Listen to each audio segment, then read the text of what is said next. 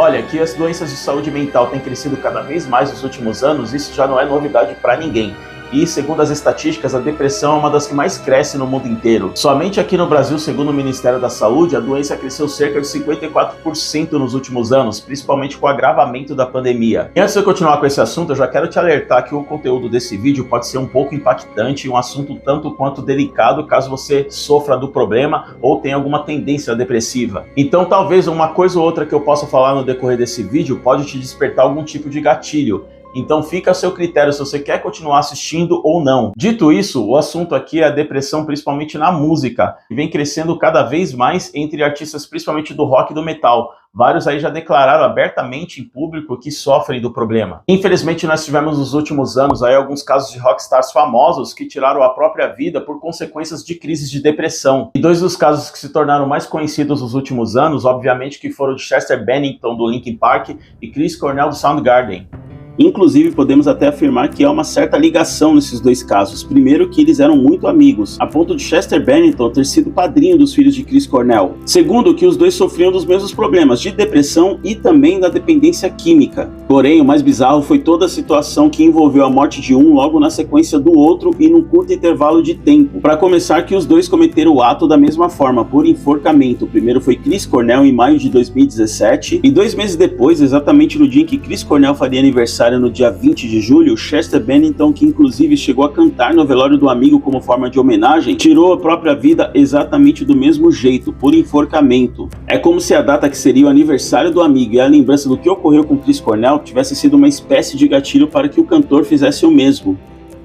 Mas é lógico, esse lance aí que eu falei do gatilho é só uma hipótese, até porque é o tipo de coisa que nós nunca teremos como saber. Mas analisando toda a situação e como ocorreu, essa é a impressão que nos passa. Fora que vai saber o quão conturbada estava a cabeça de Chester na época do ocorrido, né? Se por um acaso ele não estava numa fase mais pesada da depressão e o vício em drogas. E aqui em nosso país nós também tivemos alguns casos aí de falecimento de artistas do rock por consequência indireta da depressão. Como no caso de Chorão do Charlie Brown Jr., por exemplo, que se foi em março de 2013, inclusive nesse mês está fazendo 10 anos. A propósito, eu tô pensando em fazer um vídeo a respeito dele. Põe aí nos comentários o que você acha. Bem, no caso dele não foi exatamente um ato de tirar a própria vida. E galera, eu tenho que falar dessa forma devido às políticas do YouTube, não é frescura não, tá? Mas enfim, não foi exatamente o mesmo ato, foi por consequências de uma overdose. Mas da forma que ocorreu essa overdose, parece que ele já sabia mais ou menos o que iria acontecer. Ou de repente que fosse algo que ele realmente queria que acontecesse. Um dia antes do ocorrido, ele simplesmente se trancou em seu apartamento de forma que ninguém realmente conseguisse entrar. Então o cantor se esqueceu completamente do mundo lá fora e se afundou numa mistura excessiva de cocaína, bebida alcoólica e remédios antidepressivos. Ou seja, ele meio que sabia quais poderiam ser as consequências. Porém, Chorão já estava totalmente perdido, estava numa fase que já não estava mais nem aí pra nada. Inclusive é bem comum, né, vários artistas aí, seja na música, no cinema, na TV, que tem problemas de depressão, acabam também se envolvendo com o uso de drogas e o consumo excessivo de álcool, meio que como se fosse uma válvula de escape para amenizar os efeitos da doença. E segundo relatos, no caso de Chorão, a depressão e o aumento do uso de drogas se agravou muito, principalmente depois da separação com a ex-mulher dele. É claro que também não podemos nos esquecer de Champion, né, o baixista do Charlie Brown Jr., que tirou a própria vida em setembro do mesmo ano, alguns meses depois de Chorão. Segundo informações, ele tinha problemas graves de depressão, além de estar passando também por problemas financeiros, ele e a mulher. E olha só que absurdo, uma das coisas que parece ter sido o estopim, né, a gota d'água para ele realmente chegar a ponto de fazer o que fez, foram as críticas dos fãs do Charlie Brown Jr. nas redes sociais. Porque depois de alguns meses que o Chorão morreu, ele já montou uma outra banda, né, que se chamava A Banca. E pelo que parecia, essa banda tinha mais ou menos o mesmo som, a mesma proposta, parecia meio que uma forma de tentar manter o legado que o Charlie Brown Jr. deixou. No entanto, alguns fãs idiotas não enxergaram isso com bons olhos e então começaram a crucificar o cara, falando que ele era traíra, oportunista. E eu acho que também uma coisa que influenciou bastante foram as tretas, né, que ele teve com o Chorão, na primeira separação da banda, né? Então, resumindo, o cara já tava com o psicológico todo zoado e tudo isso aí que aconteceu acabou virando uma bola de neve, ele não suportou a pressão e acabou metendo uma bala na cabeça. E ainda falando do quanto que a depressão tem sido um problema cada vez mais recorrente na música, especificamente no rock e no metal, Andreas Kisser, do Sepultura, ao participar de um podcast, né, no canal Amplifica, do Rafael Bittencourt, levantou uma questão que é no mínimo intrigante, assim, que é algo para você parar e refletir, se realmente não pode ser verdade. Enquanto que nos anos 80, que foi considerado a época dos excessos, o problema era o abuso com drogas, né, que acabou levando vários ídolos do rock embora, será que nos dias atuais a depressão tem substituído esse papel de verdadeira vilã dos rockstars? Bom, pelo menos foi isso que ele deu a entender neste trecho do podcast. Não gosto. E hoje mudou muito, cara. Você vê essa coisa de sex, drugs and rock and roll tá cada vez menos, mano. E por vários aspectos, porra, Ozzy, Led Zeppelin, foram as cobaias, né? Foram os primeiros caras em drugs, muito dinheiro, fama, né? Ninguém tinha passado por isso antes, dessa forma, né? Dessa maneira. Muitos sobreviveram, mas muitos morreram também no caminho, né? Então acho que tá mudando um pouco a percepção, né? Das coisas da consequência do álcool, do abuso de droga, abuso disso, abuso daquilo. Você vê Megadeth, próprio Metallica, passando, né? Rehabs e passando coisas difíceis e tudo, mas, né, vindo mais fortes disso, né? O problema hoje em dia, infelizmente, é a coisa da depressão, né?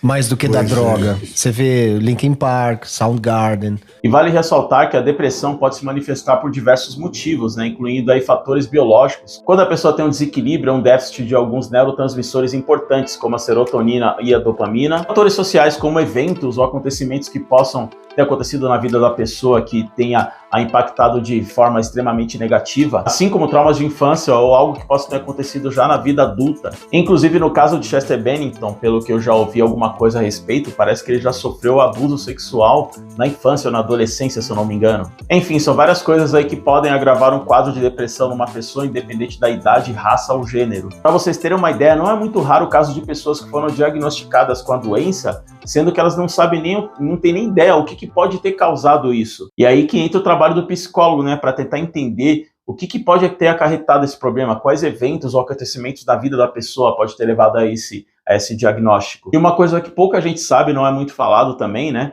mas que pode também levar a um quadro de depressão é o estresse excessivo. Porque quando a pessoa se estressa demais, principalmente se for por coisas pequenas, né, ela acaba fazendo com que o cérebro dela libere cada vez mais cortisol, que é conhecido como hormônio do estresse. E o cortisol é um hormônio importante para a nossa sobrevivência, e ele geralmente é liberado em situações que você tem que estar alerta. Mas esse hormônio, quando ele é produzido excessivamente, ele pode levar a médio a longo prazo a um quadro de depressão. E esses artistas aí, esses músicos famosos, por mais que eles trabalhem com o que goste, né, que eles ganhem muito dinheiro, a vida atrás dos bastidores não é exatamente da forma que você pensa não, viu? E quem tá na carreira artística, você pode perguntar para qualquer pessoa, de Ivete Sangalo a alguém que tá próximo de estourar. O meio artístico de sucesso, ele não tem absolutamente nada a ver com aquilo que você almeja quando você tá atrás desse sucesso. Sim.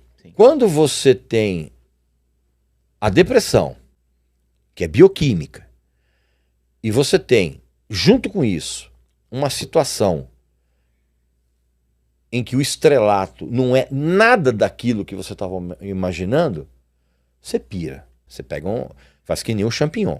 Pega a espingarda, mete a bala na cabeça. A galera costuma glamorizar muito a vida na estrada, o assédio dos fãs, os shows. Porém, esse é o lado bonito da história, né? O lado podre, que ninguém conta, que é os perrengues que os caras passam, é muito desgastante, é muito estressante. O tempo que os caras passam na estrada, longe da família, a convivência com os outros integrantes da banda, a equipe técnica. Uma hora as diferenças começam a brotar, né? E aí também começam as brigas. Pra vocês terem ideia, tem banda que os caras mal se falam, que os caras nem olham na cara um do outro. Só ali na hora do palco de tocar e cada um pro seu quarto depois, viajam às vezes em carros, em aviões separados. Então é uma soma de fatores as quais nem todos os músicos têm o psicológico preparado quando eles alcançam sucesso. E lógico que sempre existiu isso, né, desde lá da época dos Beatles, né, do rock dos anos 50, 60. Porém, hoje em dia, qualquer coisa toma proporções gigantescas devido à exposição nas redes sociais, né, como no caso aí do que aconteceu com o Champion do Charlie Brown Jr. Mas, em relação aos problemas de saúde mental, independente aí de atingirem